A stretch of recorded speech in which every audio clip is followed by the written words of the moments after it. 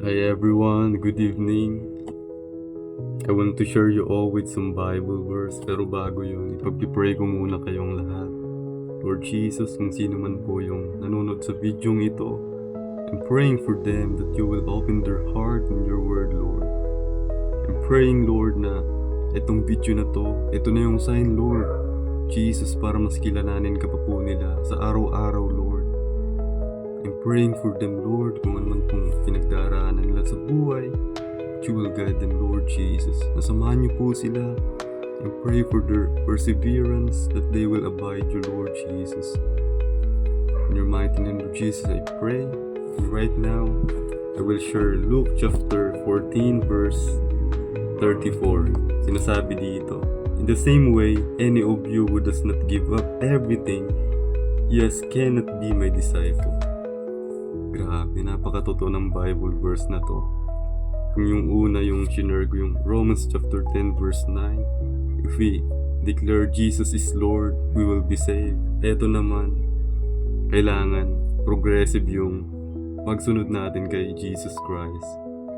As a follower of Christ, as a Christian, or kung ano pa man, kailangan natin manampalataya sa Panginoon, sumunod sa kalooban niya. Kasi yung pagiging Kristiyano, dapat may progression, may development. Kaya, if you want to be disciple, kailangan natin i-give up everything na makamundong bagay. Hindi tayo pwedeng mamuhay ng double life.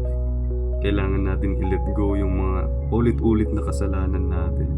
Kasi, if we truly accept Jesus Christ as our Lord and Savior, at isa sa puso natin yung way of teaching niya, mababago talaga yung buhay natin. Pero kung hindi natin i-let go yung mga dark addiction, yung mga bagay na nagkukos sa atin ng sin, mahirap yun, mahirap sumunod sa Panginoon kung sa sarili natin mismo walang pagbabago.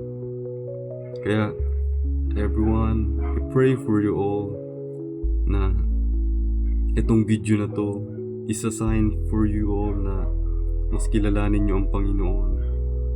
I swear to you guys na marami magbabago sa buhay nyo.